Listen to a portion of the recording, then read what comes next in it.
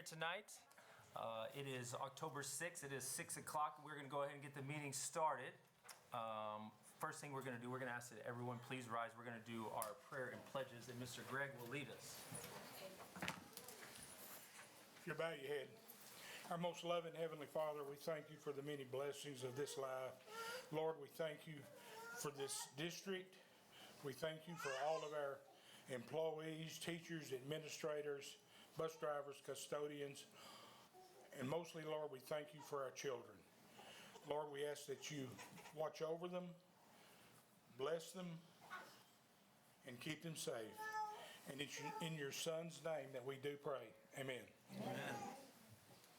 I pledge allegiance to the flag of the United States of America and to the republic for which it stands, one nation, under God, indivisible, with liberty and justice for all. honor the Texas flag.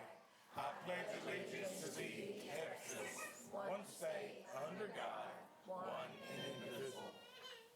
Thank you. You may be seated.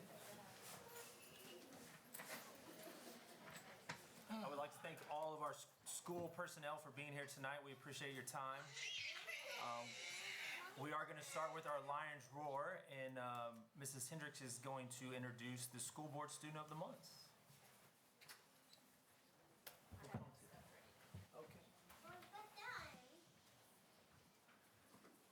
Okay, so the students earning the title of School Board Student of the Month demonstrate excellence, responsibility, good citizenship, and a positive attitude. These students stand out amongst their peers for setting the example of what it means to be a Kaufman Lion. So when I call your name, you guys will come up here and then you'll stay until we get our picture. Okay, from Helen Edwards, we have Lux Leverett.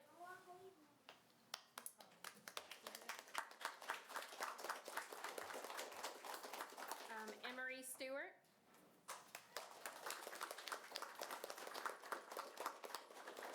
From Monday, we have Cole Jacino. From Phillips Elementary, we have Jose Sanchez. And Oakland Carlisle. From Nash Elementary, we have AJ Cano.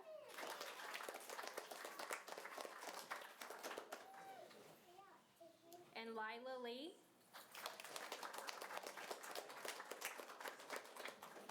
From OP Norman Junior High, we have Ethan Cisneros. And Charlie Melton. From Kaufman High School, we have Aljor Miles, probably at practice.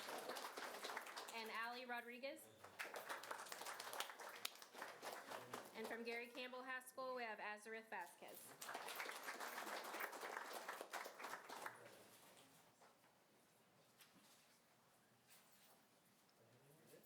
Yeah, that's it.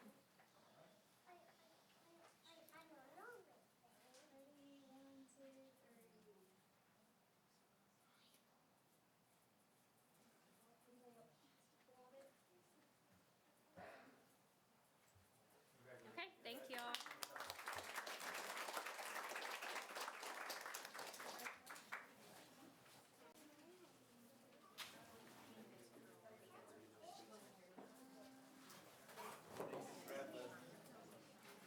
If you need to step out, those who just got to another month, get your metal yard sign holder on the way out. That way, you don't want to give it to you right now.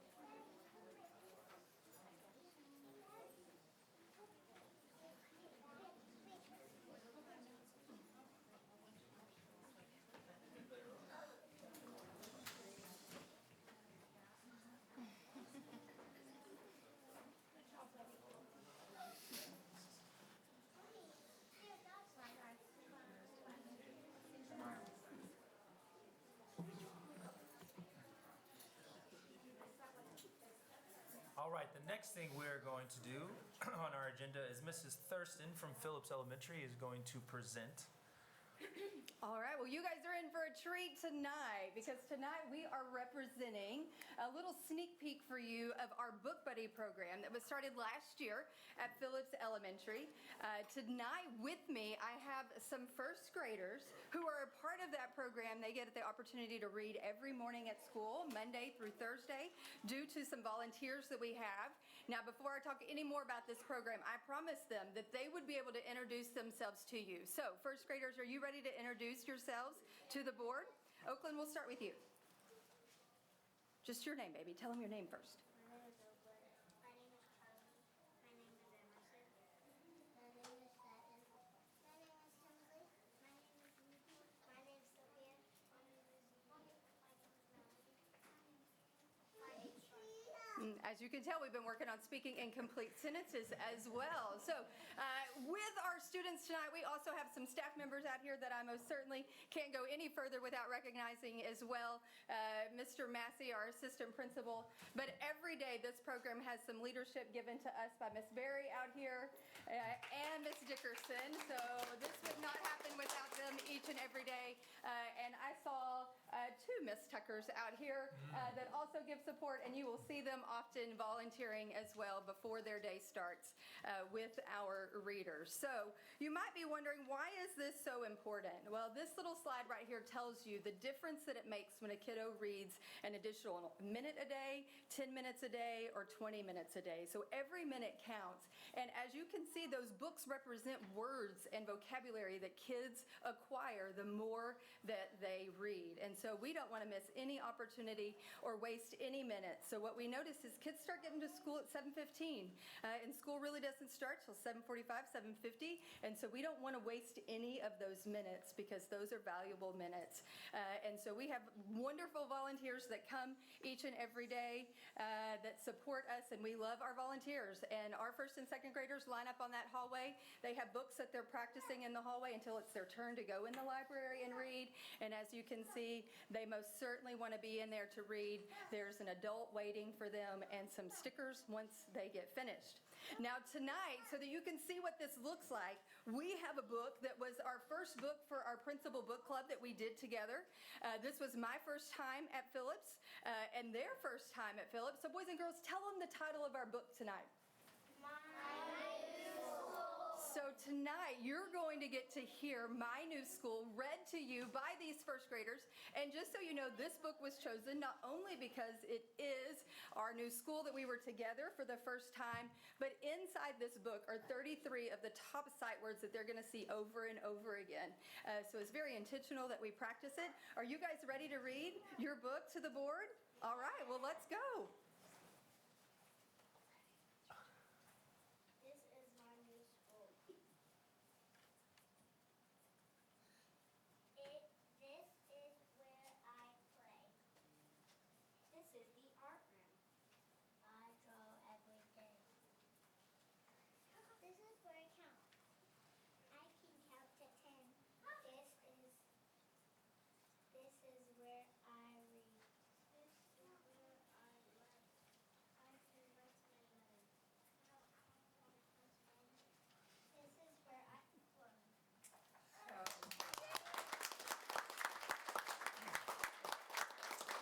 So if you ever have a free morning, this is what you're coming for right here. These little faces are waiting for you, and they will have books ready to read to you. You guys want to turn around and show your parents your page that you just read? I know they want to take some pictures of you.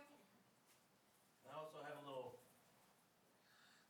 line. You can remember coming here, bracelet. So brave they were. So brave. That's very good. And such good readers. Yes. And I love listening to these guys read. They do a great job. All right. Well, how about you guys join me in celebrating?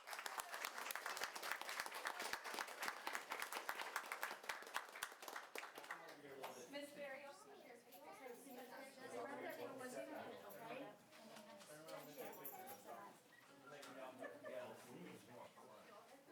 most definitely.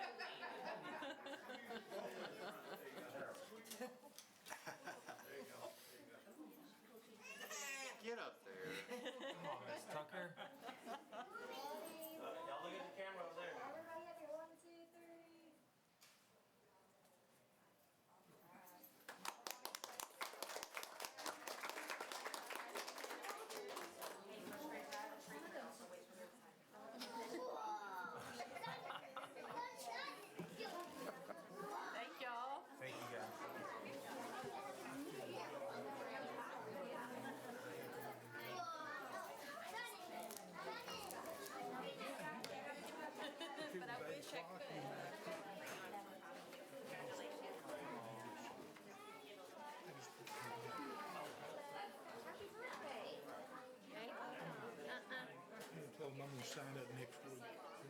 Yeah, we got one more thing left. Oh, you should. It's all right, we're excited. I love it. I love it. I love it. Flexibility, that's what we need. Oh, man. You want to get, I dare you, please do. Huh?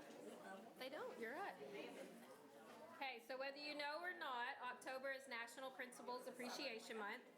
So October marks the celebration of a very special group of leaders in our Kaufman community, our campus principals. These amazing individuals help shape our students' futures and guide the direction of our schools. This month, we proudly recognize and thank our principals for their unwavering dedication, their exceptional leadership, and the remarkable impact they make on student success every single day. On behalf of Kaufman ISD, we honor and celebrate our principals during National Principal Appreciation Month. So I'm going to call your name, and you're going to come up and stand. Helen Edwards is Miss Chrissy Burley. Monday Elementary is Miss Taylor Bernhagen. Phillips went out there somewhere. Okay, Phillips Elementary is Miss Alicia Thurston. Better wear it with pride. Nash Elementary is Miss Jennifer Baker. OP Norman Junior High is Miss Megan McNeely. Kaufman High School is Dr. Matthew Nichols. And Gary Campbell High School is Miss Cindy Fowler.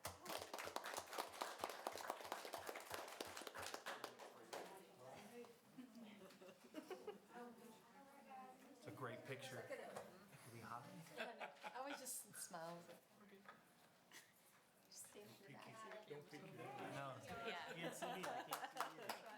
Thank y'all. Thank you guys very much. Now we can move tables and stuff.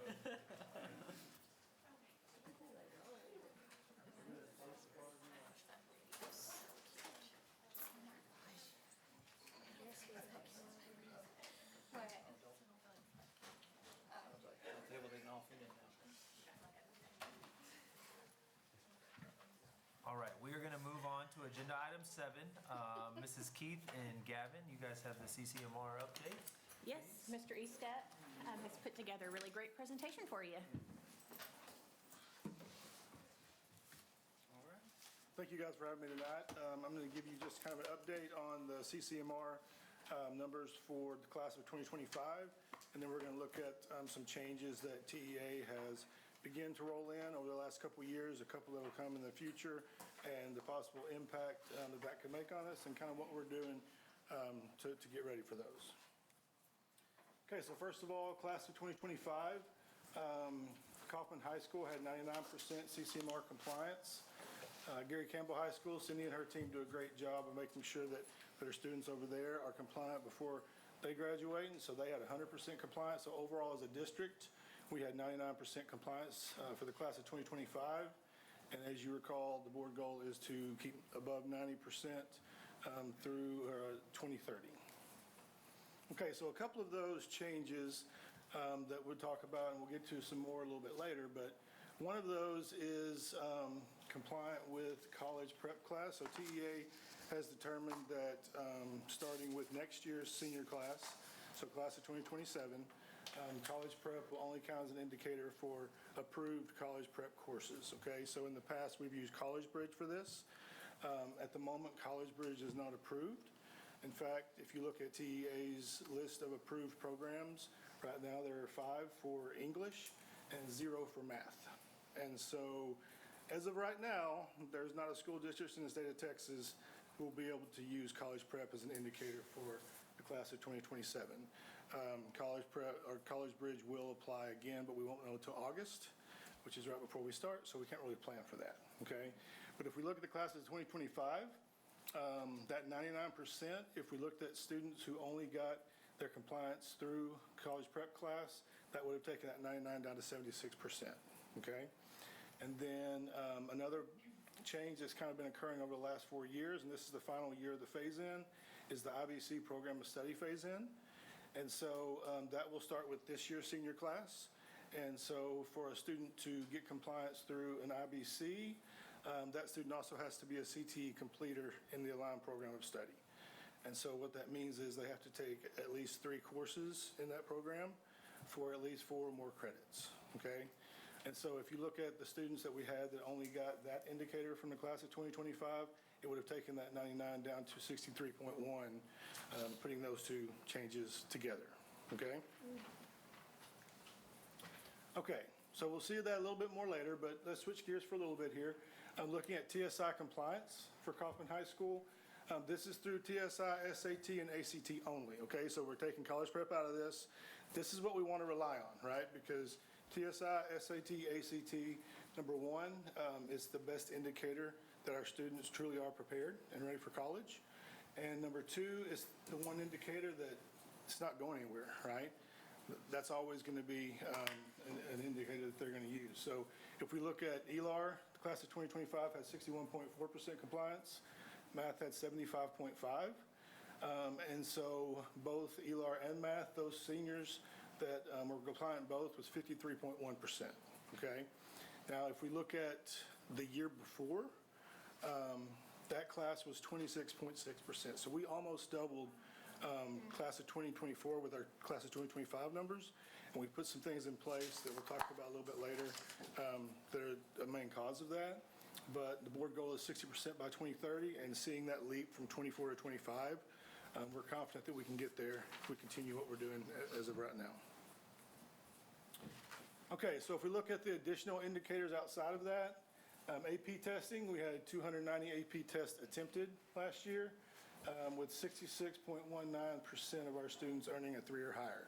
And that 3 or higher is what they have to have in order to get credit for compliance and also college credit for that.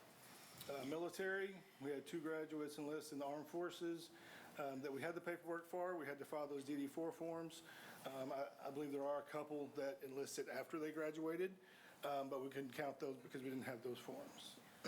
IBC plus concentrator, we had, so last year, I mentioned that this year it will be IBC plus completer, right?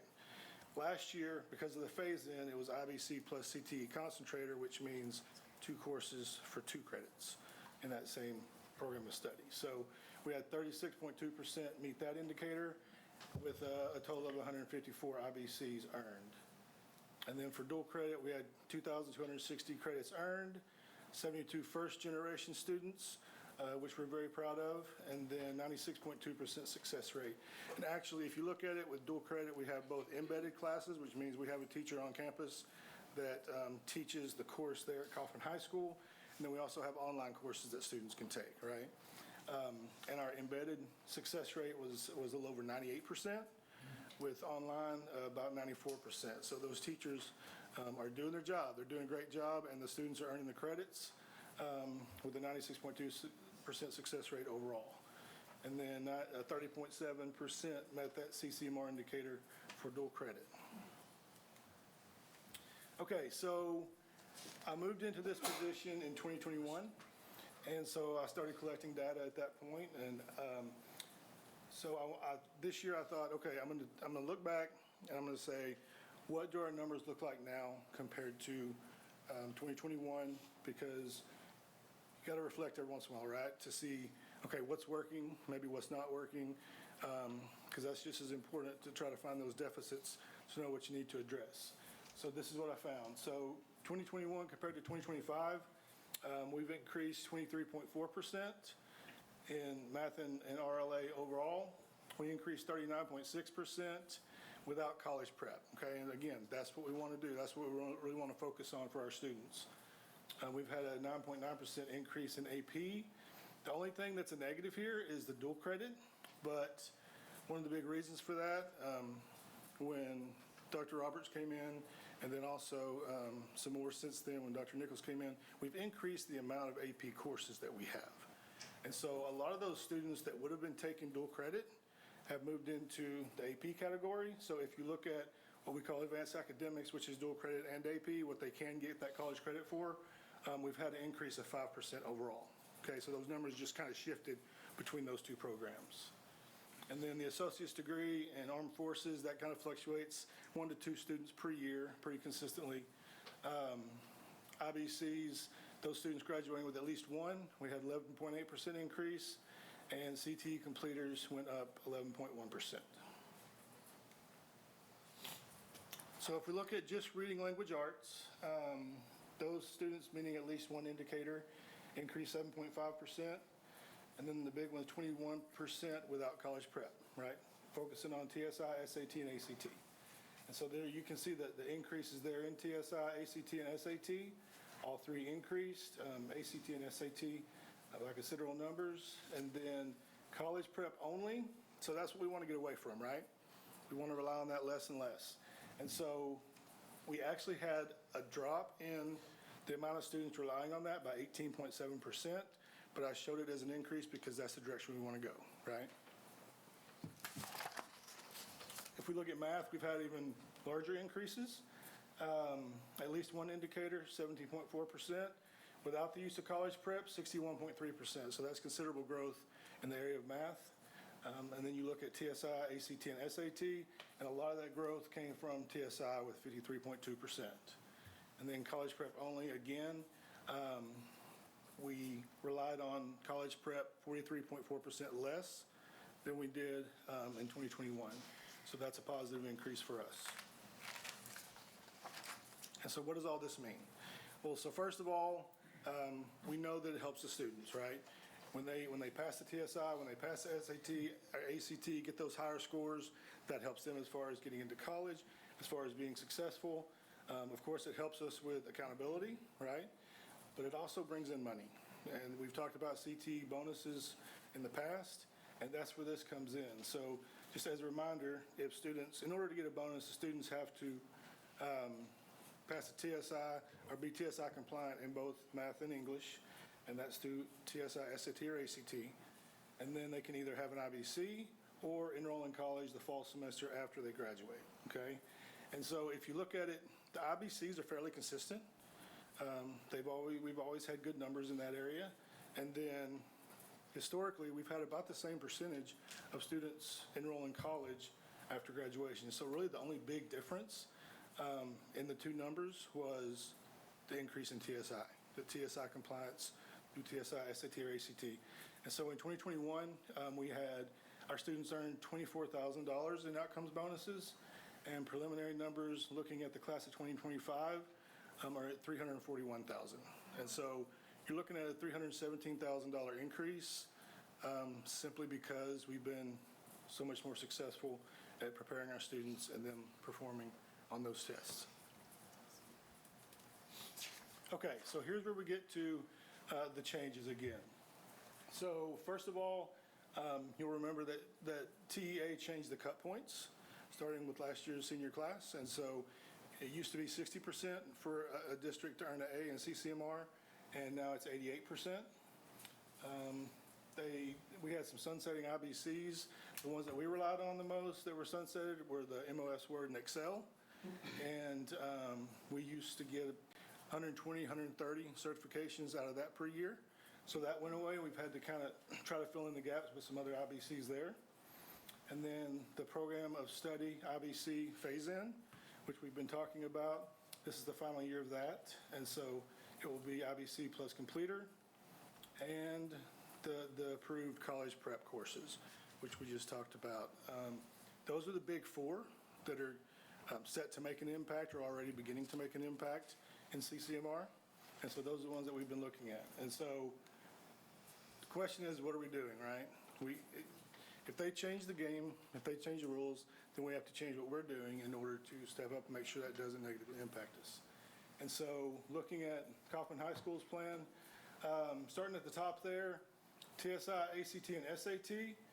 In the past, we'd given the TSI and ACT their junior year, but we didn't give the SAT until the fall semester of their senior year. And if you have a student that graduated, you know that's too late. They need those numbers when they're applying to college, and they need opportunities to take it a second time if needed to raise those scores, right? And so this year we began moving the SAT down. So here going forward, the students will take TSI, ACT, and SAT all their junior year. That way they have those test scores, and they have those opportunities to increase the scores if they want to before applying to college the fall semester of their senior year. Secondly, we've increased our IBC offerings, right? We had some that sunset, that went away. We had to fill in those gaps, and we want to anyways, right? We want to offer as many IBCs as we can because it can help the students beyond high school. But that's one thing we've looked at is trying to make sure that we have IBCs in every program of study that we can, and even multiple IBCs in some of the pathways. We added a statement to the handbook stating that students who come into their senior year not CCMR compliant in any of the indicators will be automatically enrolled in the next course in their program of study before they can have teacher's aid, office aid, early release periods, okay? And so what we saw a lot was students would be in the CTE courses and pathways freshman, sophomore, junior year, and then they wanted to have that easy senior year, right? And so they would just get out of those classes, and they'd have 1 or 2 office aid periods, and they would have early release, okay? And so what we're doing is we're putting them in that next CTE class, taking one of those office aid periods away, and that will help them get to that completer status. Not to mention, a lot of the IBCs are given their senior year in those fourth-year classes, and so it'll give them those opportunities to earn those IBCs along with earning that completer status. The TSI boot camps, we've talked about that a little bit, but Dr. Morris is doing a great job. Dr. Nichols was big in the implementation of this, and so we have made huge strides, as you saw, going from 26.6 to 53.1% overall in our students being compliant in both of those. And then SAT, ACT prep, and VP time. Dr. Nichols put together a schedule for every Tuesday and Thursday this year. We have, I guess other schools might call it study hall period or something like that. We call it VP time, which is Vision Possible is what that stands for. But what that is our core teachers in the core subjects that are EOC tested, it gives them an opportunity to choose those students who need a little extra help, okay? And they can identify those students. They can pull those students during that time and work with them one-on-one or in small groups, okay? But if you think about it, you also have elective teachers, you have CTE teachers, and we want to make sure we're maximizing our time with all of our teachers, all of our students, right? And so those students that are not being pulled for those core subjects, we had, in the last planning day that we had, Dr. Morris met with all of our elective and CTE teachers, and she gave them information. She showed them how to implement it into that time, showed them where the resources were so that they can help to try to prepare our students that are in there with them for SAT and ACT, okay? We also had Joni from IXL come out and show our students where the resources were on IXL, or show the teachers where the resources were on IXL so that they could use that during that time as well to help aid in that SAT and ACT prep. And then increase the dual credit AP opportunities. One of the things that this year for the first time, we worked with TVCC, and all of the CTE pathways that include dual credit have at least 15 hours worth of dual credit in it. And so one of the indicators with dual credit is it can be either 3 hours of math or English or 9 hours overall of dual credit, okay, to meet that indicator. And so these students that are working through those CTE pathways, they're automatically enrolled in these dual credit classes. They don't have to choose to be enrolled.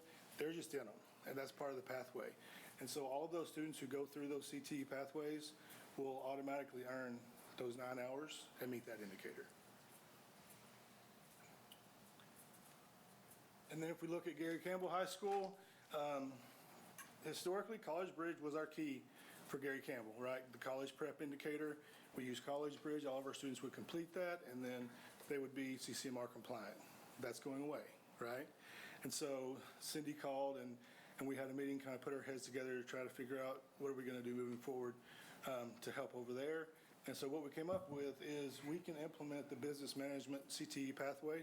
We've never had a CTE pathway over there, but there's a couple of classes already in place. The other classes that we can add are Odyssey classes, so the students can still work through them at their own pace. It can still be accelerated instruction, so it won't take them much longer than it would have otherwise.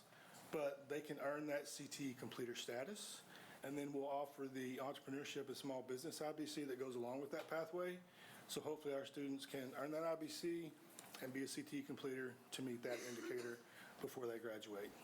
And then also, Dr. Morris is going to work with the students at Gary Campbell and also train a teacher at Gary Campbell so that that teacher can work with the students and start implementing the TSI boot camps that we're now doing at the high school over at Gary Campbell to give those students opportunities to meet the indicators in that way. Okay, that's a lot. Y'all been writing down questions back there? What questions do you have for me?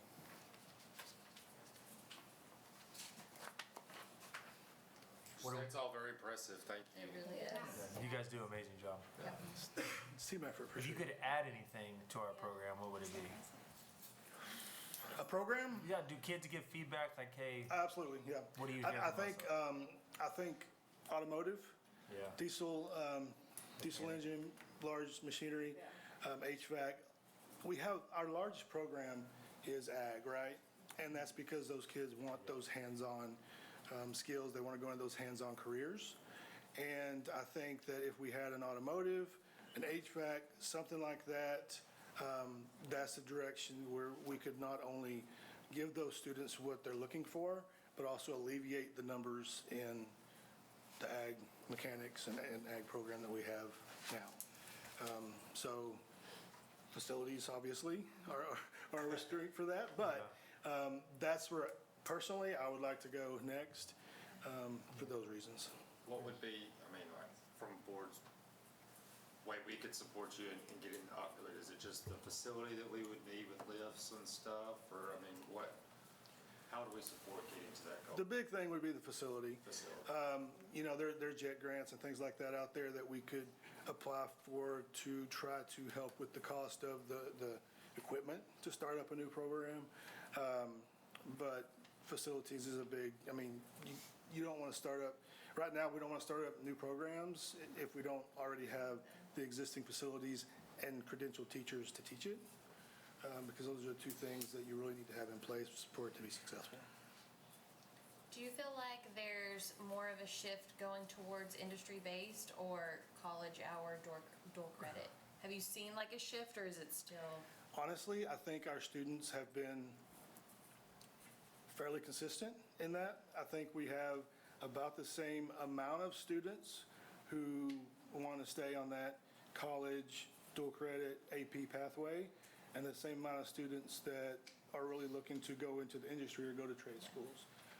I think the big difference is dual credit has been inserted into that anyways, and so we have had some that originally weren't going to go to college, but then they've got 20 hours of dual credit built in, so they're like, and they start considering it, right? Yeah. So I think mainly consistent, but some wiggle room there. Well, thank you. That's a lot of feedback that I hear, you know, and thank you for doing some presentations that you've done to groups, because, you know, you always, y'all just push people to go to college. It's like, yeah, we did, you know, that's fine, but we have so many offerings. You know? I think the big thing is we don't push college, we push opportunities. Yeah. And so as long as we can give the students as many opportunities to be successful as possible, they can make their decision on where they want to go. But I think we're doing them a disservice if we don't do everything we can to provide them with the skills and education and credentials to follow whatever path they want to. I think we need to use that quote on something. Yeah. I don't remember what I said, so. We push opportunities, yeah. I like that. Yeah. Thank thank you, Ms. Fish. Thank you so much. Well, speaking of opportunity. Right into So last month, I kind of gave you a very brief look at this slideshow. I think this is an updated version of the slideshow for a wireless connectivity opportunity for the district. And so you guys were interested in having a little bit deeper presentation. So Katie's here with Diamond Communication, another in partnership with TASB for this kind of program they're offering to different districts around. So I'm going to turn it over to you because you're the expert. Adam's here with TASB as well, so I'm not sure which. We're not either, so that's Pass the ball, Greg, come on. Oh, thank you.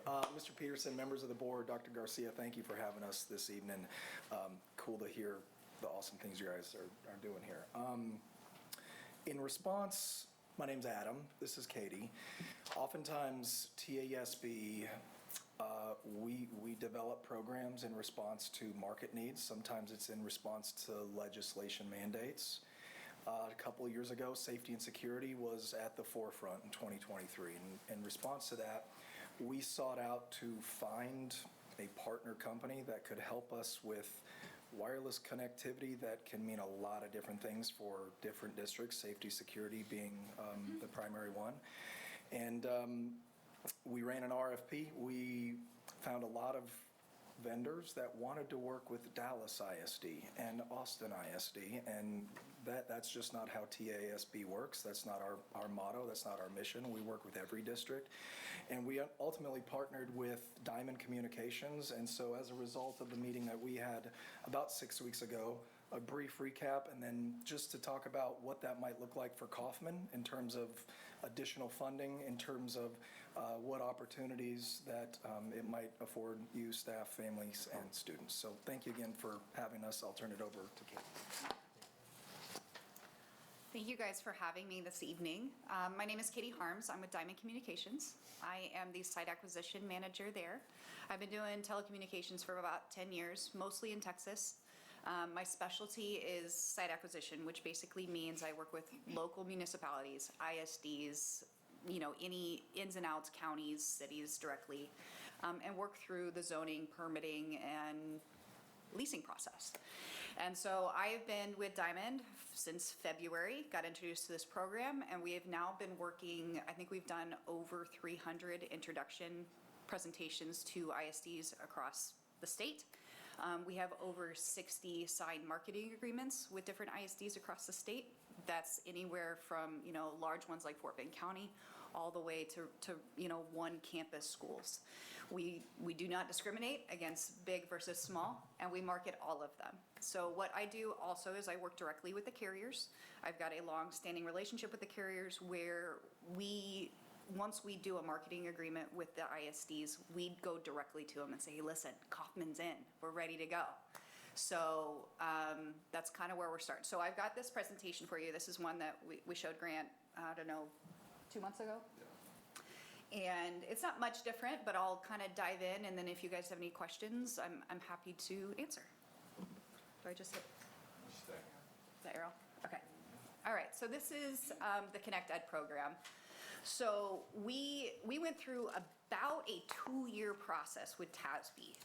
It was very, very tedious to get through the process. They wanted to make sure that we were a long-term partner. And so we worked with them to make sure that we had the right mindsets, the right, personalities to work through. We're also Texas local. I live in New Braunfels. I came up this morning. And we've got, my partner is in Austin. And so we kind of hit up and go across the state and meet with ISDs like yourselves. So what we do is, like I mentioned, we're a full service wireless infrastructure company. So we own the infrastructure that we build. We lease it to the ISDs, we lease from the ISDs, and then we market that real estate to the carriers. So they sublease from us. So we get, revenue from the carriers, then we pay that revenue off to you guys.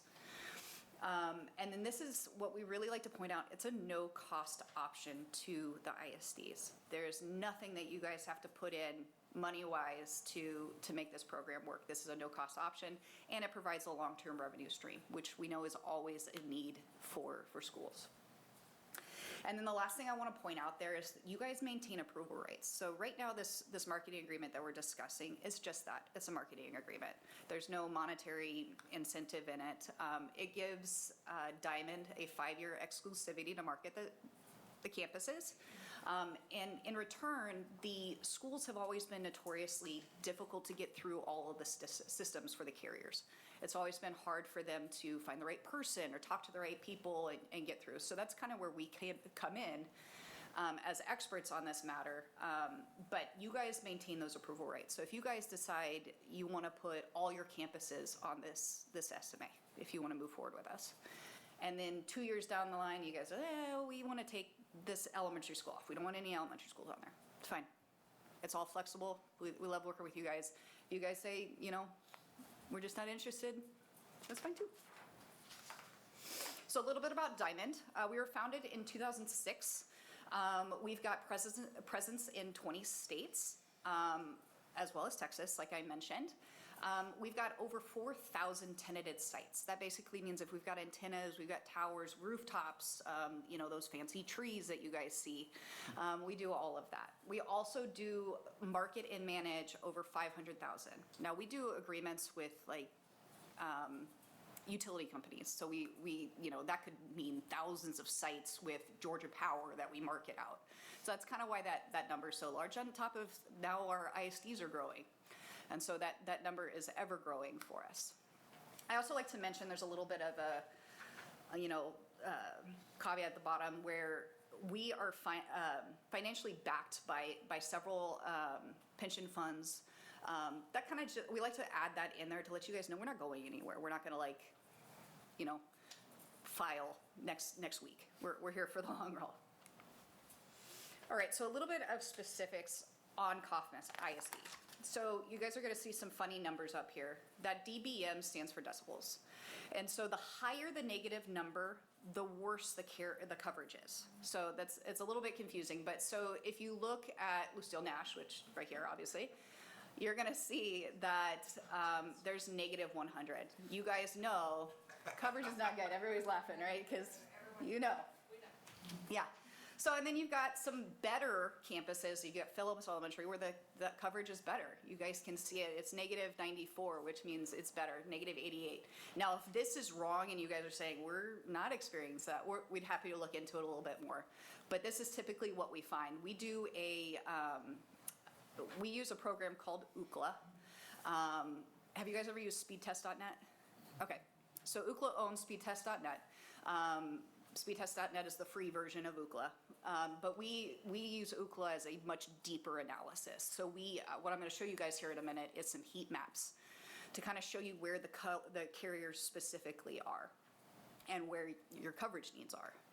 And so do you guys have any questions on this before I move forward? I know the tech stuff gets a little bit tricky sometimes. Why is there such a big difference between carriers? Because not That's all in the weeds probably. But. Yeah, no, it's fine. So you can see, and I'll show you in some pictures. When you look at towers, there's multiple levels. You'll see antennas on there. Some carriers are on there, some are not. Some find that they've got, a lot of customers in a specific area, and maybe T-Mobile doesn't have a lot of you guys. So they don't find that need or that push to go on some of the smaller districts or the smaller towns until they've got enough carriers to utilize. Does that make sense? Can you hear me now? Commercial? Yeah. All right, so this is the heat map I was talking about. So anything that's green and yellow is reliable coverage. So you'll see some of your campuses on the bottom, and we pointed out Lucille Nash because, it's the worst. But you can see where we've pinpointed a little bit of coverage. So this is T-Mobile specifically. That's probably your best carrier. I don't know if you guys have, personally you use T-Mobile, but they are your best coverage in the area. Now it looks like they probably need to be right here, but they're not, I guess they're not there yet. But you've got red and orange that signifies bad coverage. So that's unreliable coverage. And anything that doesn't have any coverage, it means there's not enough signal being shot off. So every couple minutes, if you're playing with your phone, you're playing a game on your phone, there's a signal being shot off.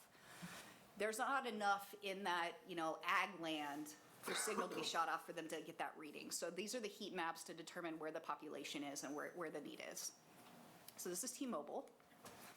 This is Verizon, so slightly worse on the north side of town.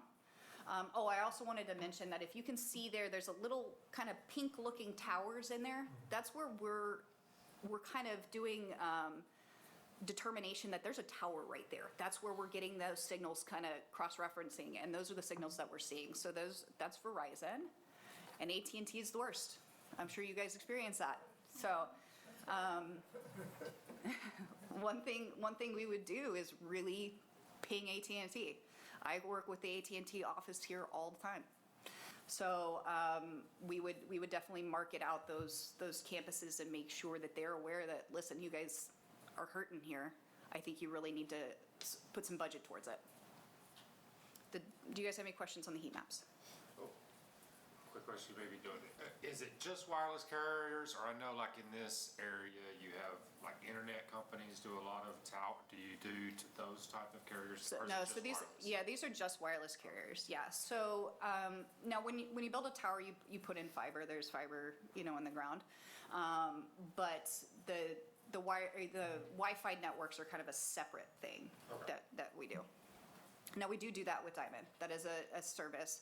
But for this program specifically, the no-cost option, this is wireless towers.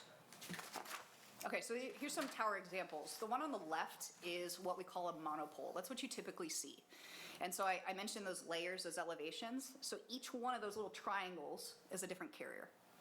So you'll see anytime you see a tower, there's just got one, you got one carrier there. The second one, I wanted to kind of show you guys the ground space. So what we typically use, people are thinking we need this huge area to build a tower. We actually only need about 2,500 square feet, as well as a 20-foot access road. So it's really not a whole lot. The reason we need the 2,500 square feet is the carriers have ground equipment. And so we got to make sure that they can fit their ground equipment in there. We bring power, all that fun stuff. That one in the middle is actually a school favorite. That is called a drop and swap light replacement. So it's literally a stadium light on the outfield of the baseball field. And so we replace that pole.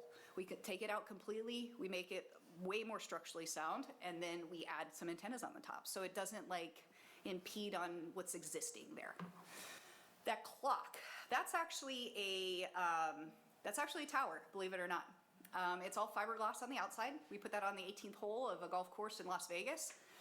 The clock doesn't actually work because they didn't care that it worked, but it is there. They didn't want to deal with it, basically. They didn't want to deal with the clock. The top right corner is a mono pine. Now, I build a lot of these in Conroe, the Woodlands, Kingwood, East Texas, but up here it doesn't really make sense, and it's going to stand out and look like a silly little Christmas tree, and we won't light them for Christmas. I know I get that a lot, so we will not light them for Christmas. And then the bottom right, actually, that box at the very top of that parking garage is also a cell tower. That is in the Woodlands. If you guys have been to the Woodlands, you know that they like their stuff very pretty. So we put everything in a shelter and then fiberglass on the outside and shroud it in. So it's pretty impressive, the kinds of stuff that you can hide. Now, more times than not, based on the economics that I'm going to show you on the next slide, we're going to be doing either the monopole or the first three, basically. And then we do these based on what the jurisdiction requires too. The jurisdiction requires some sort of aesthetics. We do work with that. If you guys require some sort of aesthetics, if you don't want a chain link fence, we'll do like a CMU wall. Anything that makes sure that you guys are happy with how this is gonna look. So this is illustrated economics. We put this first bullet up there for existing structures. Sometimes we find schools have old towers. They have that were built previously, water tanks. Sometimes they have really tall schools that we can put on the rooftops. Usually I need at least 4 stories. More times than not, with the ISDs, that doesn't really suit. And I don't believe you guys have any existing structures. So most of this economics that I'm gonna discuss is for the new builds. That's gonna be those towers I just showed you and those elevations. So if you have the first 2, that's gonna mean your first 2 carriers. And if you get a first and second carrier, you guys receive 30% of the revenue that we do. So this is a revenue share program. The higher we negotiate a rent from the carriers, the more percentage you guys get. So it's kind of a win-win all around. So those first 2, you would receive a 30% revenue.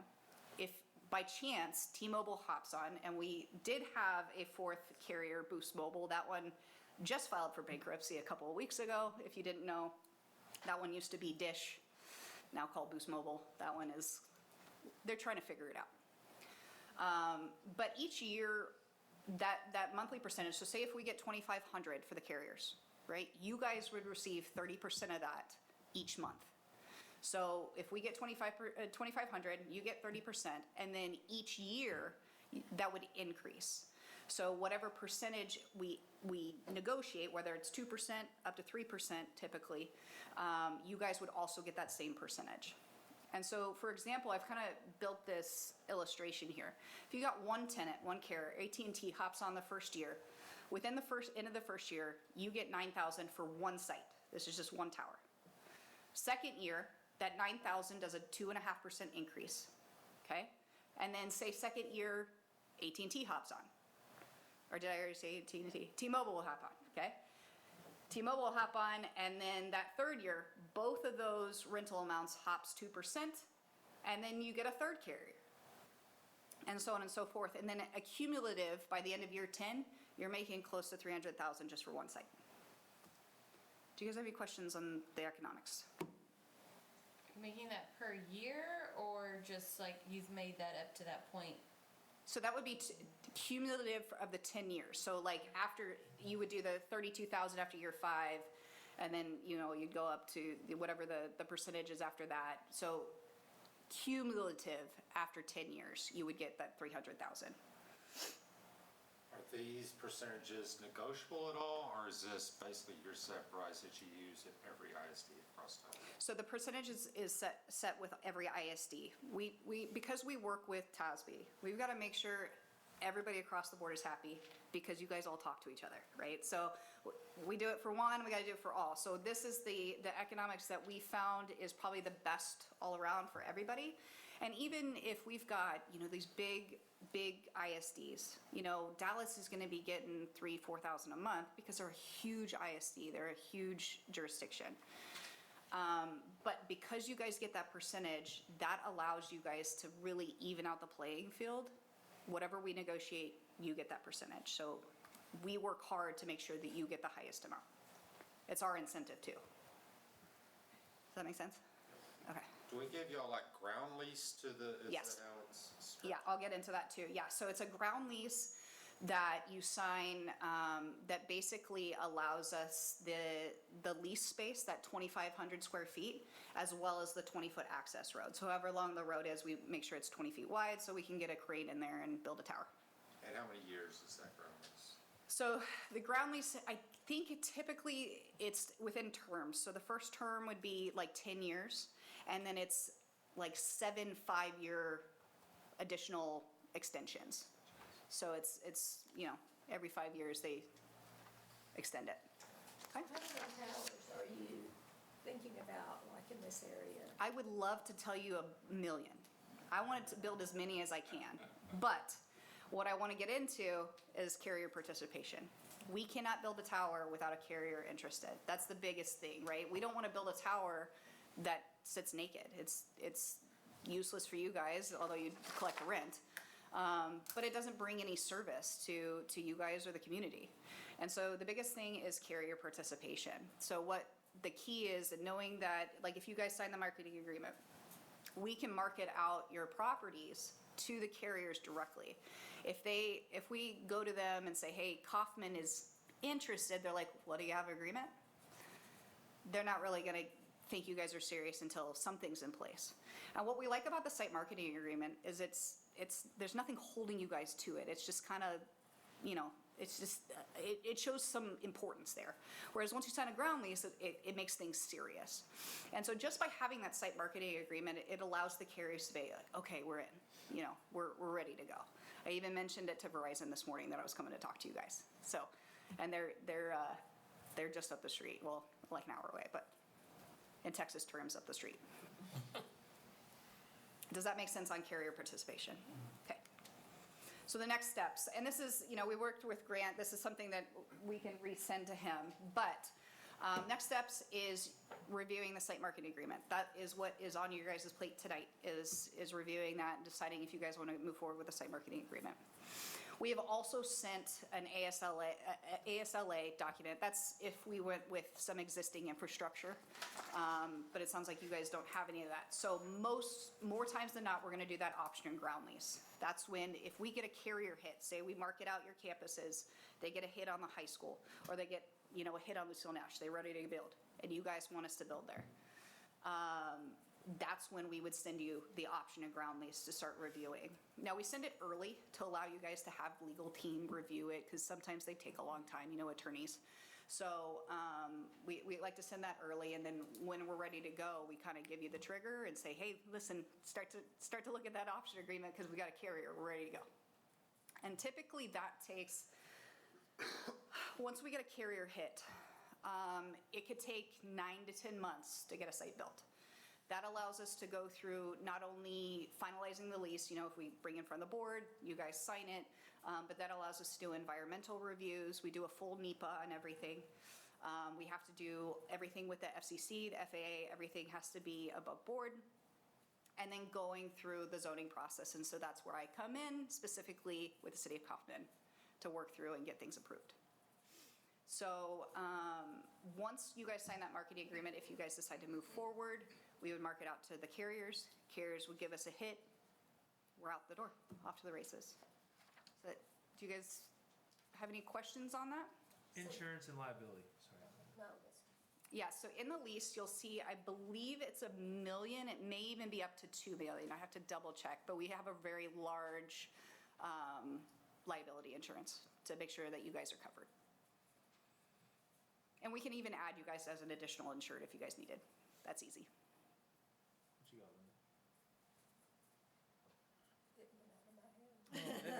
I understand. Okay.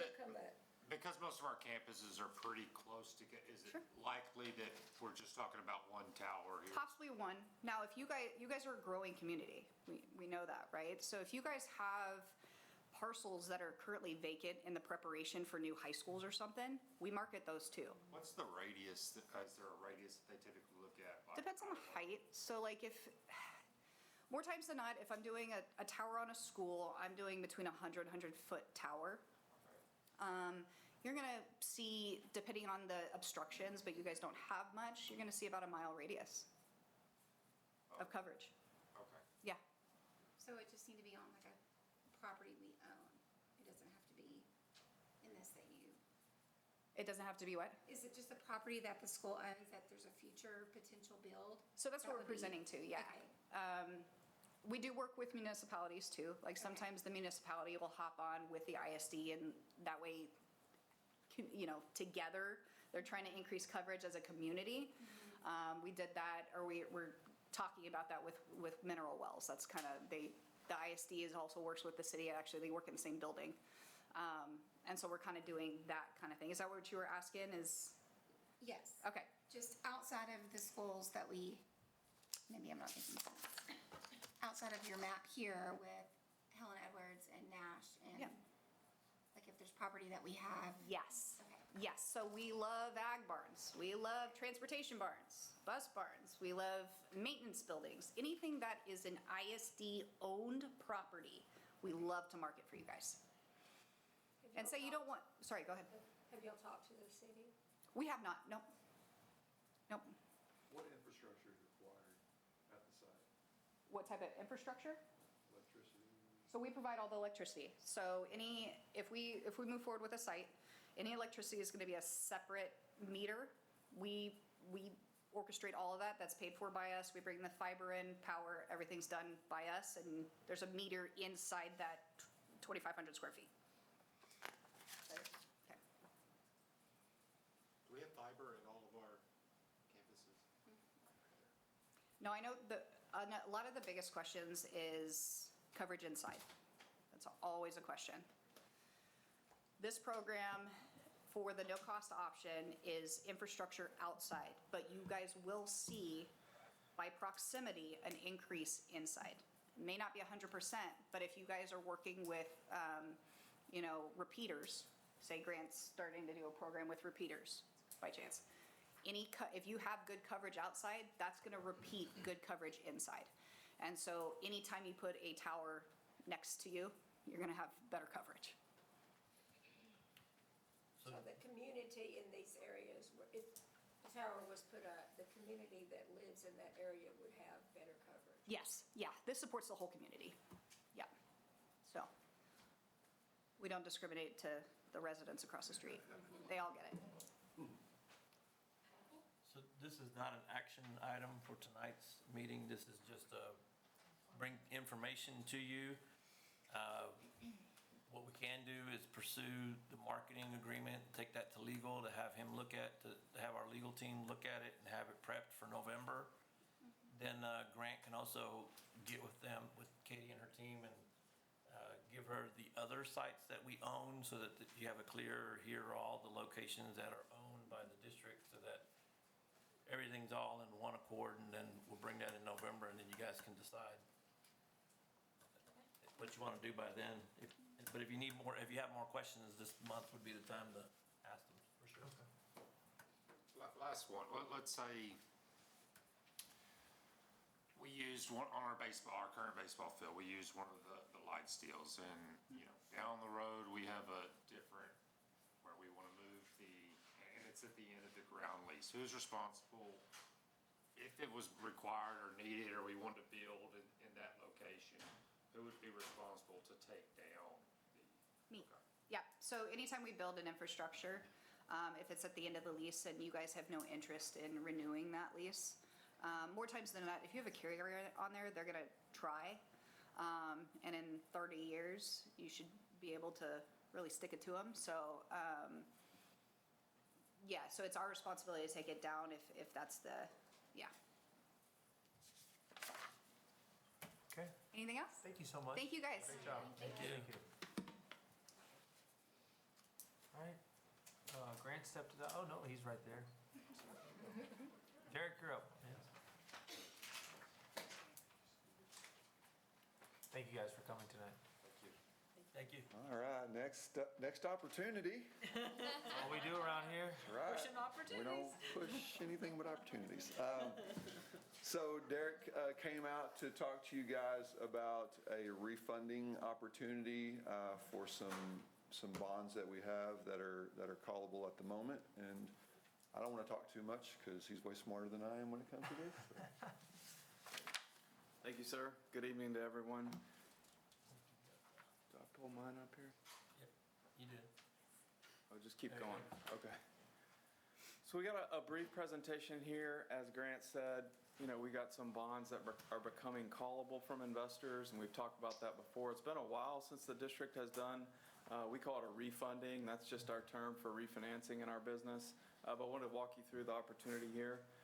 On this slide, we just have some market information, and really, as you read in the news, markets are still really volatile.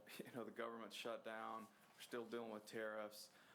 There's a lot of fiscal uncertainty of what's going on. The big thing that's driving interest rates, really more so than others, is what the Federal Reserve is doing, how much, how many times they're going to cut short-term interest rates. The thought was they're going to cut 2 more times the remainder of this year. I actually had an update to this today. Our economist came out and said they think they're only going to cut once, so that's kind of slowing down. But all in all, long-term rates have come down some, and I'll show you what that looks like. This is our long-term index that I always show you, the bond buyer index. It goes back 60-plus years, and you can see the yellow bars where we are today. So we're right in the middle. We're not at really high rates. We're not at really low rates. We're kind of in the middle of the long-term chart. Here I show the district's outstanding debt. You have 6 series of bonds outstanding. The ones on the top highlighted in yellow are the ones that we're considering for refinancing. And if you look at the third column from the right, titled First Call Date, if you remember when we sell municipal bonds, they're typically still with a 10-year call option. That means you can either redeem those bonds with cash if you have it available, or refinance at that 10-year point. So we have 2 series that are already at that point. The third series, the 2016 bonds, are becoming callable in February of next year, so we can actually deliver refunding bonds, new bonds to replace those bonds within 90 days of that. So we're right at that point. But the big one, the Series 2016 bonds, was roughly $55 million. That's really driving this opportunity. Just a summary of the assumptions here. Again, we're going to refinance this debt over the existing amortization to produce level debt service savings in each year, and I'll show you what that looks like in a second. We'll get the permanent school fund guarantee again. We expect to get the district's credit rating affirmed A+, since we just went through that process recently. And then the bottom bullet point there, you'll have an action item after this that delegates the authority to finalize all these details to Dr. Garcia and Grant. Okay, so here's a snapshot of the results. Some of these numbers kind of got thrown out of whack here, but is it able to pull up the PowerPoint, or is this all that's in there right now? Okay. Yeah, I'll talk from here. Some of these numbers didn't come through. But again, the scenario we're showing you now, if you look at the top left corner, when we first looked at this in late August, we were refinancing about $18.2 million, and that was going to produce total debt service savings of about $723,000. We've since highlighted it as of last week. We upsized it a little bit to be $20.8 million, and that would produce total debt service savings of $974,000, which on a present value basis, that means what are those future dollar savings worth in today's dollars, would be around $818,000. And I did get a few questions before, and I'll try to weave those into this, but the costs associated with this transaction are around $263,000. So again, you're going to spend $263 to save $818. And then if you look at the right there, the far right, you can see the annual debt service savings. It's roughly $88,000 a year. And then in the middle bottom left there, you can see kind of what happens as interest rates go up and down. We're kind of at a point with the board's approval tonight, we can do this pretty quickly, so I'm not super worried about interest rate movement now, but you know, as I talked about with the market, I personally believe rates have gotten a little bit too low with anticipation of the Fed rate cuts. I think if anything, we might see a little rate increase in the remainder of the year. So all these that I have right now, I'm trying to do them pretty quick if we can. Lastly, here we have a timetable. Again, we've started some of these steps because we had a fairly fresh credit rating and documents from the summer bond sale. So with the board's approval tonight, we would hopefully be in the market in a couple of weeks to be able to lock in these savings and then hopefully close in mid-November, which will meet federal tax law of getting within 90 days of that call date. So I'm happy to take any questions about any of these. I did have a couple of questions in advance that I wanted to hit. One was, what was the sell date of the summer bonds? We sold the $20 million, and it was July 17th. And then second, I had a question about, well, where have rates gone from there? And rates have been down. We looked at it this week from July, and I think it was about 20 basis points lower than where we were in July. But if you remember at the time, we were really moving forward that sale for state funding purposes to capture additional hold harmless funding as it relates to the increase in the homestead exemption. So if we take that into account, you know, the incremental debt service, if we sold this week versus July 17th week, would be about $1.2 million lower. However, the additional state aid is projected to be about $2.6 million. So net, we're better by, you know, about $1.45 million versus where we would have been if we didn't sell then. So I hope that addressed all the questions, but I'm happy to answer anything else. Is that 1.2 over the full 30-year term? Yes, sir. Anyone got any questions? So why now on this? If you're looking at your data, it looks like another 30 basis point increase by some point in next year. Why wouldn't we wait until then? Well, me personally, I don't try to play the market on these. I think when you achieve the savings that, you know, I failed to say this, but generally in our market, on a current refunding, which this is, I like to see 2% present value savings, meaning you're saving, you know, 2% of the amount of the bonds you're refunding. And this one is, you know, well in excess of that at, you know, it's 3.92%. So generally we move forward when we hit those metrics that historically have made sense. But to your point, every day that we don't refinance these bonds, you're foregoing savings, kind of in hopes that, you know, you make that up later. So say if we waited a year, we would, and rates didn't move at all, we would lose $86,000 in savings over the next year. So it's just sort of a gamble. Like, you certainly can wait and play the market, but that's not what we typically do.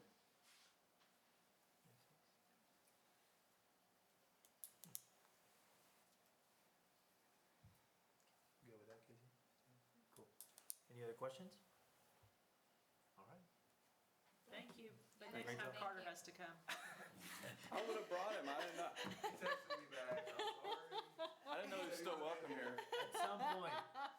still kind of like him. At some point. Thank you, Derek. Thank you. All right, we're gonna move to agenda item 8. This is where we start some participation from the board. First thing, we're gonna consider and approve the KISD Unlimited Tax Refunding Bond Series 2025 as discussed just now.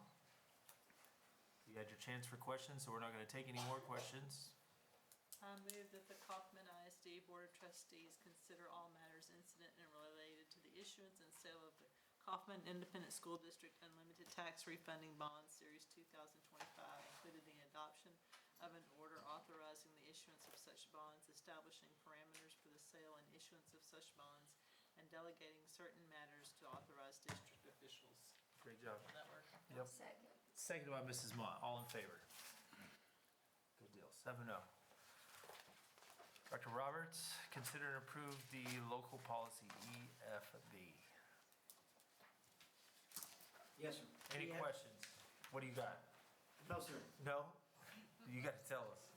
EFB is just about library materials. Yep. It deals with the 89th legislature and the changes that were made. We're actually going to have DOI, which also plays into this later, but this is the alternate version as suggested by TASB. And we have not received update 126 yet. They're now looking at possibly November before they're done because of all the changes, just so you know. So they sent this to us prior to 126. Any questions for Dr. Roberts?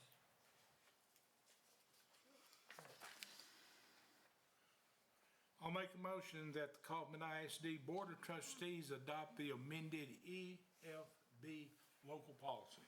Thank you, Mr. Gregg. Seconded by Mrs. O'Donnell. All in favor? Perfect. All right, we're going to move to 8C, which is to consider and approve the District of Innovation. And there's an update.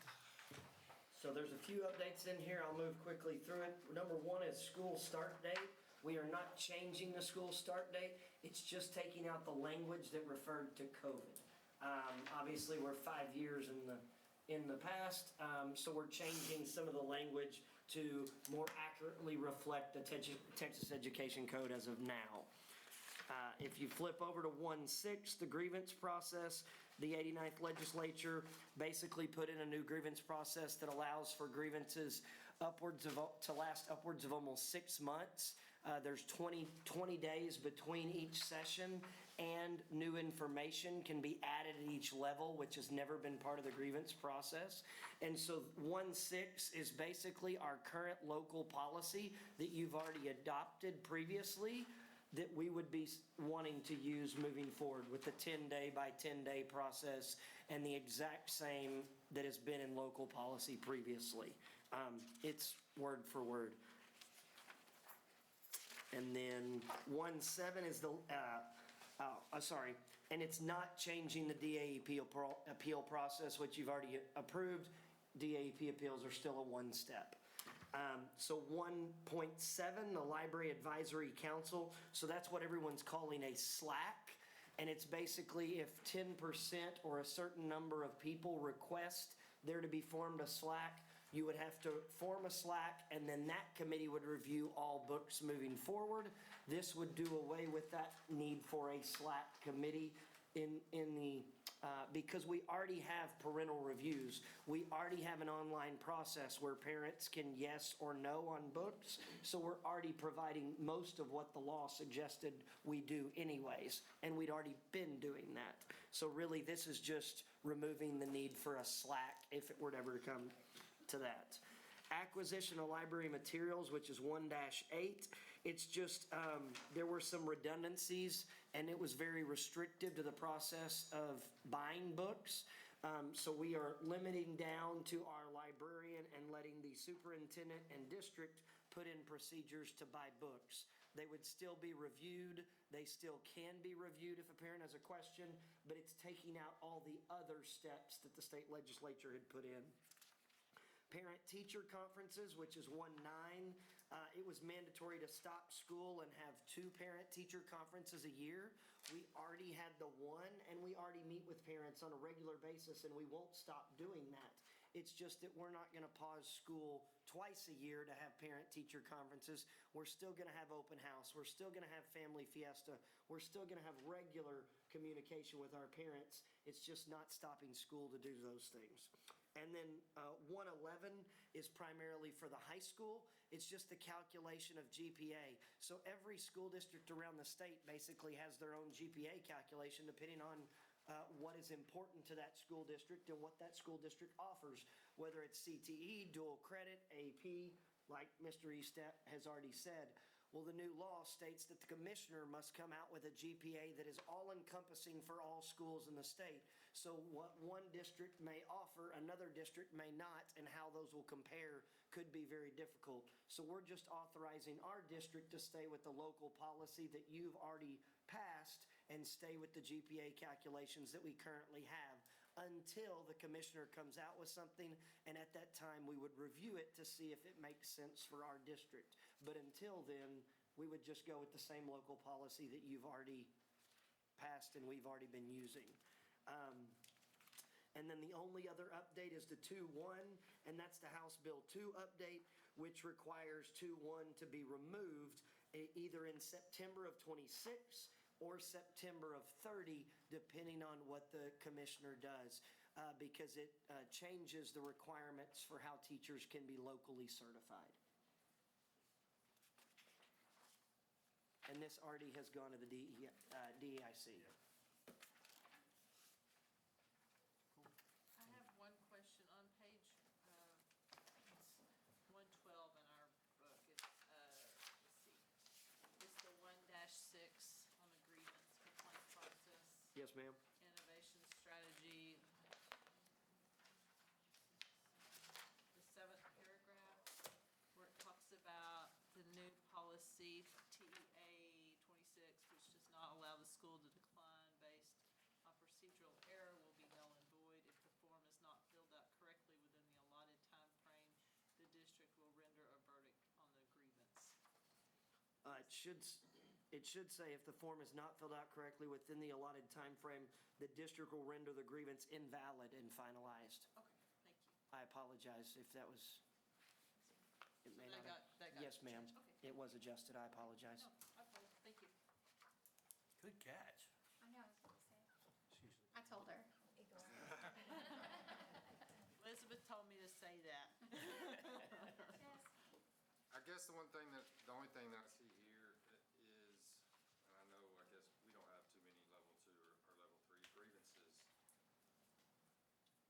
I guess I find it a little bit unbalanced that the administration can't offer new evidence at a level 2 or level 3 grievance, but the original grievance or whatever you would call it cannot. And I'm wondering why that is and why at any trial, if you have new evidence, why would you not be able to present it from both sides to get it right? Well, at level 2 and level 3, we don't really present evidence. We're listening to what is occurring. We use the information we are given. I will say that we have not had any level 3 grievances since I can remember. And level 2, we have had very, very few, a small, limited number. So it says, the appeal shall be limited to issues and documents considered level 2, except that if the level 3 hearing, the administration intends to rely on evidence not included in the level 2 record, the administration shall provide the student or parent notice of the nature of the evidence. That's if something comes up that we are not aware of. As far as new evidence, right? I mean, it's, Just something that has not been shown to us previously. That's the old policy, right? Yes, that is the old Verbatim, policy. the old policy. That is local policy currently.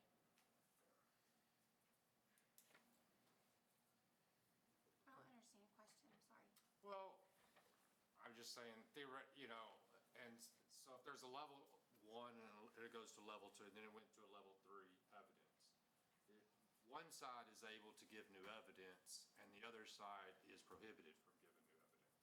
And it's like, why would, again, not saying it's a big problem, but why wouldn't you just have it, if there's new evidence out there, why wouldn't you, or whatever evidence, you know, that you have, why couldn't you, why would you be prohibited? I guess I don't understand the Well, point around. Many times between the steps, there are further investigations that go on because there are certain individuals that are only in level 1, there are certain individuals that are in level 2, and the information that is known between level 1 and level 2 may differ. And that's fine. I think there ought to be whatever evidence is out there that you had to present. I think both sides ought to be able to present is my point. Like, why would you just say, well, no, you didn't present it at level 1, so no, we're not going to look at this evidence. It just seems a little bit not.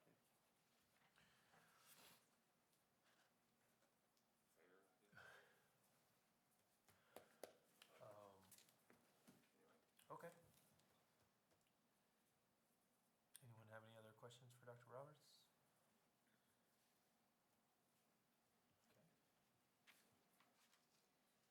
Okay.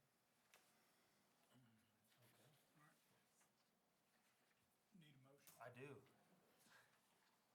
I move that the Kaufman ISD Board of Trustees adopt the amended KISD District of Innovation Plan as submitted by the Kaufman ISD Administrative Team. Thank you, Mr. Gregg. Seconded by Mrs. Abel. All in favor? Thank you. All right, we're going to talk real quick, and we're going to consider and approve the resolution outlining the KISD School Board of Trustees nominees for the KCAD Board of Directors. We have nominated Mr. Wood. Is that correct? No, Dr. Wood. Let me correct myself. Excuse me. Dr. Bruce Wood. Yeah, I'll tell him. I apologize. That's where we're going. Anyone have any opposition to this? I move that the Kaufman ISD Board of Trustees approve the nominees for election to the Board of Directors of Kaufman Central Appraisal District as outlined in the resolution. Perfect. Just real quick, is Saby not on there? We reached out to him, and he did not want to be considered. Last year, we did put his name on there, so good catch. We put his name and I believe one other gentleman from Crandall. Yep. But the gentleman from Crandall is going to be listed on the Crandall side. So this is just nominating who's going on the ballot. We're pretty sure it'll be the two. Yeah. But we did reach out to him. Good catch. Okay, so a motion was made. A second. Seconded by Mrs. O'Donnell. All in favor? All right, we're going to move to agenda item 9. That's consent agenda. There's 2 items there. Are there any questions regarding those?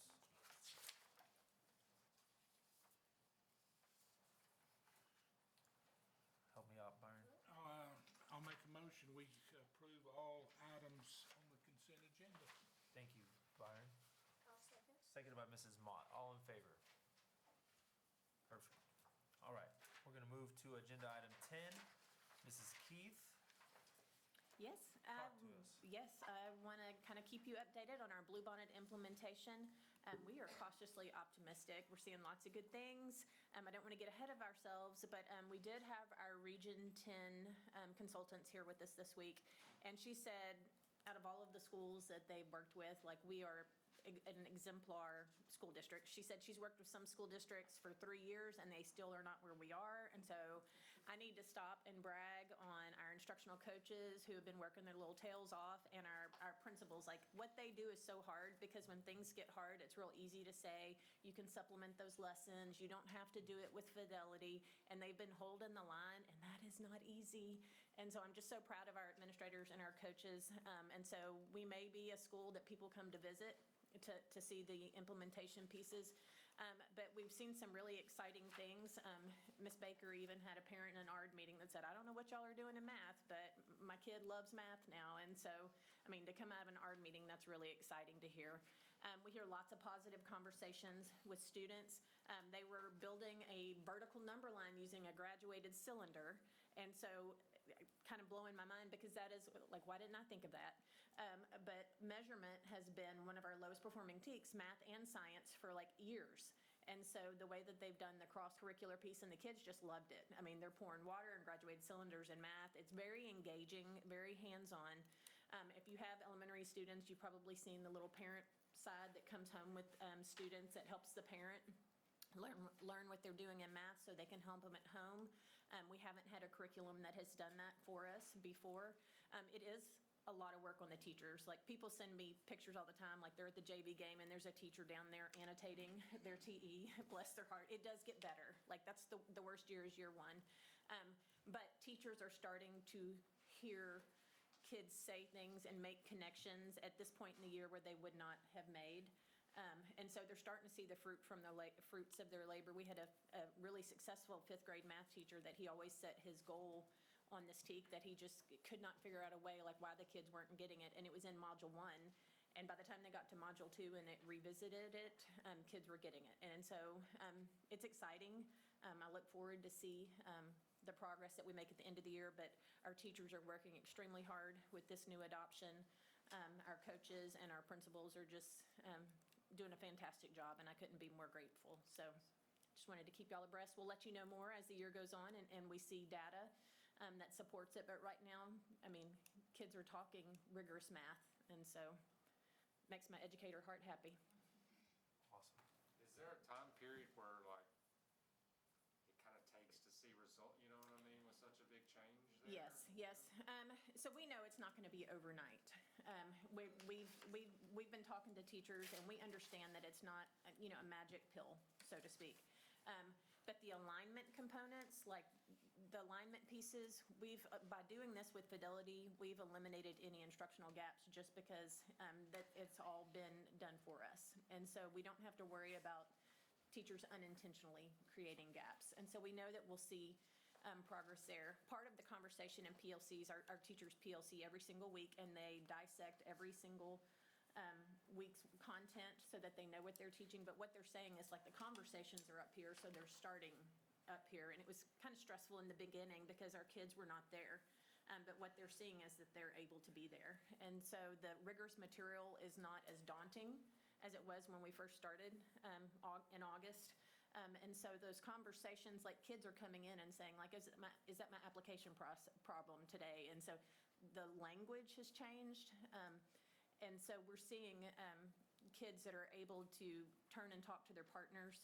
I mean, and I taught math. I mean, a lot of times you tell them to turn and talk about that, and they can't provide much information or the why, and kids are doing that in classrooms now. And so we're hearing the student conversation. Now, I mean, the proof is in the pudding, and so we will be able to see data at MOY and EOY and STAR, obviously. But they say by year 3 is usually where, everybody's figured out the process. Obviously, we want to retain teachers, because they've been well-trained. But we've been getting support from Region 10, and they come regularly and sit in our PLCs, and your principals are sitting in all of the PLCs too. And so, I mean, everybody is just, we're not going to let this get away from us. We know how important it is, so. Yeah, year 3 is, though, the sweet spot, but we fully anticipate some improvement this year. Well, it's a big change for everybody, It teachers, is. students. Oh, yes, for sure. The kids are loving it, though. I mean, but it is a lot more work on teachers. Well, I heard one teacher say, it feels like I'm in college again. Yeah. Which, that's okay. They're being troopers, for sure. Absolutely. It is so weird how, back in my day, the math is just totally different. Right. Looking at all, anyway. It's the conceptual piece and the decomposing numbers that's really hard for us to, because you want to say, no, here's the shortcut. And so that's what we're avoiding, is we want kids to understand how we got to that point, so we're not using shortcuts. Awesome. Thank you, Mrs. Keith. All right, Dr. Roberts. Very few, typical of October, but one that I would make mention of is we welcome back Ashley Smith in our payroll department, because everyone wants to get paid, obviously, and so we welcome her back. Did you drag her back kicking and screaming? No. She ran back.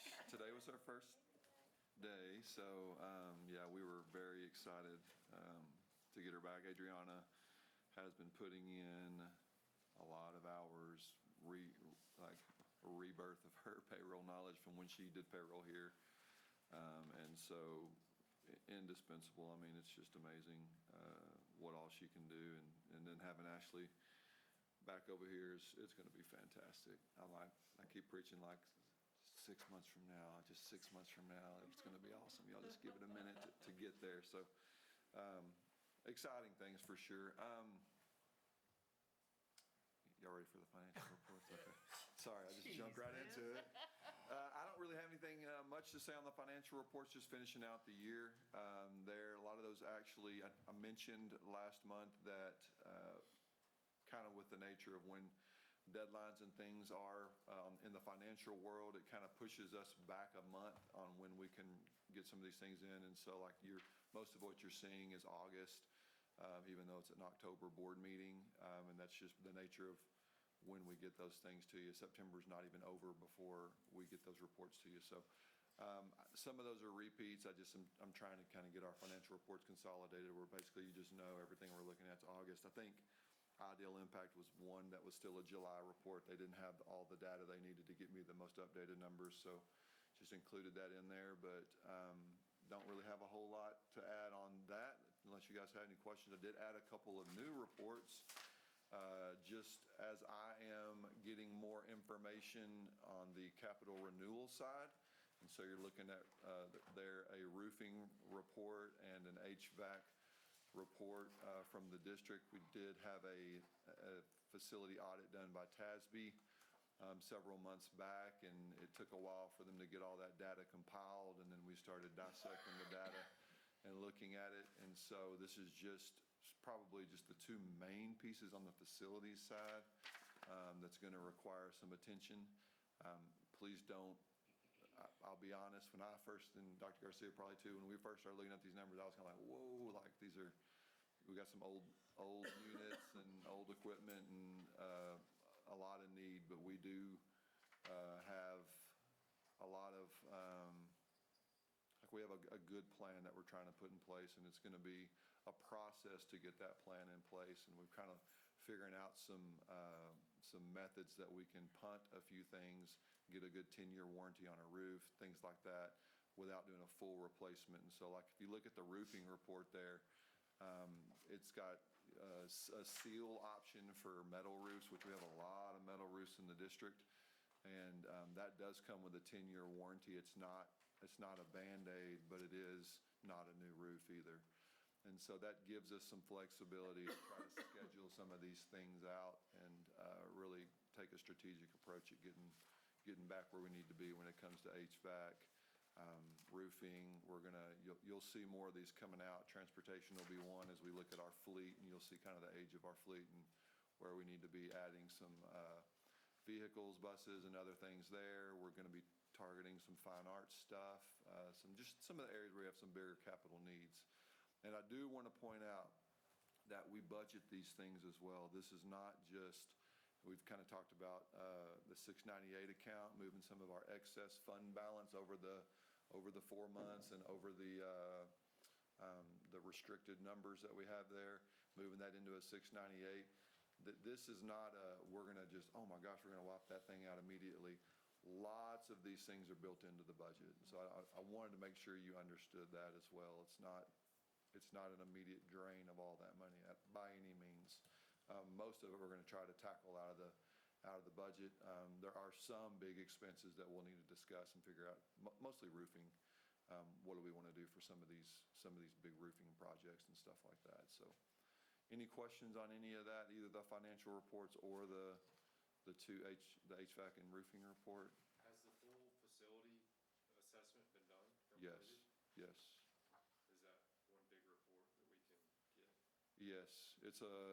No, it's not a report. Not a report. No, we're working on the report. Yeah. What they did is It's more just of data right now. Yeah, it's just a bunch of data that they put together. So what we're doing is capturing all that. So his 2 pages that he shared are kind of capturing like so many Excel inputs from different sources. So Right. So we're going to do the big report over, I can't give you a timeline because it is a lot of information that we're putting together, but there will be a nice executive summary that we're going to create from our end that brings everything together. Because we're looking not just at this report, we're also looking at the previous 2 facility audits that were done and kind of doing a cross-reference to make sure we don't miss anything.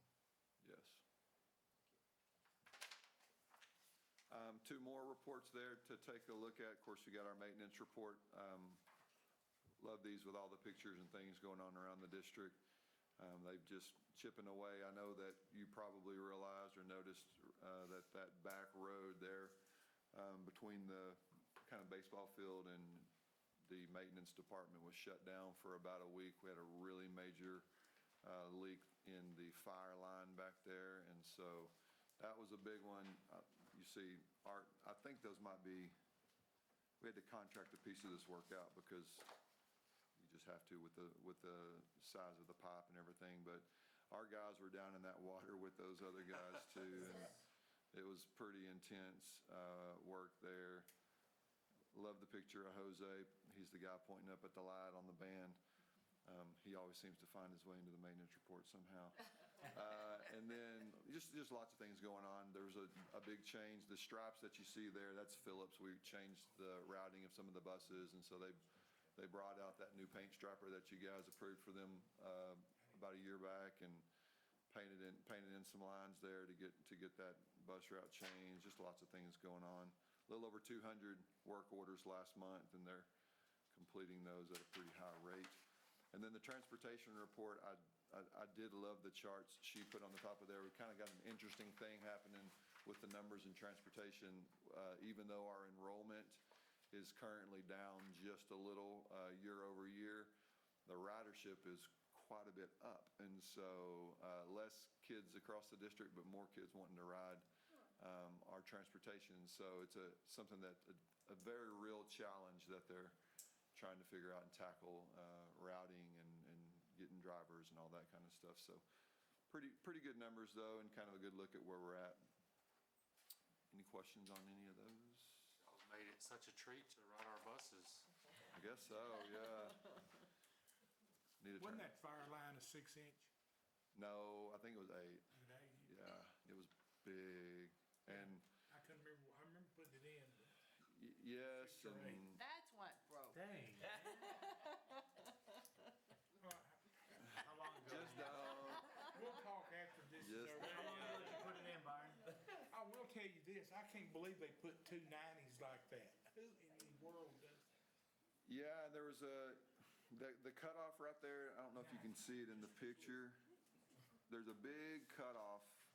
Yeah, it's that top right picture was completely corroded out and You know, I used to do this. just a Can we go mess. back on that Was warranty? it back in the, Byron, was it back in the 70s you did that? Are we done? We would if you stop asking questions. All right. Let's talk about attendance real fast. All right, the last report is the attendance report. I did add a little, last year I think we had functional capacity. This time I added just regular capacity. 'Cause I know Helen Edwards kept popping up last year about 515, that we were north of 515. Just so you know, kind of understand this, if we're at 572 at Helen Edwards, we're looking at portables.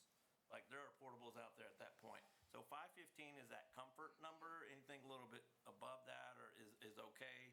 It's when you start getting close to that capacity, that means the cup is overflown, and so this just kind of gives you an idea. So right now, our enrollment is a little bit down compared to the previous year, and so there's a lot to attribute to that. There is some, I don't know how true or not, is, some of the stuff that's going on nationwide with the immigration pieces may be playing into some of this as well as we're just graduating a lot of kids and pushing them through the program. And so, and we are doing a lot of home visits for people that say they live with us, but they don't live with us or in our zone. So there's a lot of different factors that go into play, but we're holding steady though at that number. I'm okay with that. It just continues to give us breathing room as we continue to build the new middle school and other pieces that we have around us that are growing. Perfect. That's it. Thank you guys for being here at 7:41.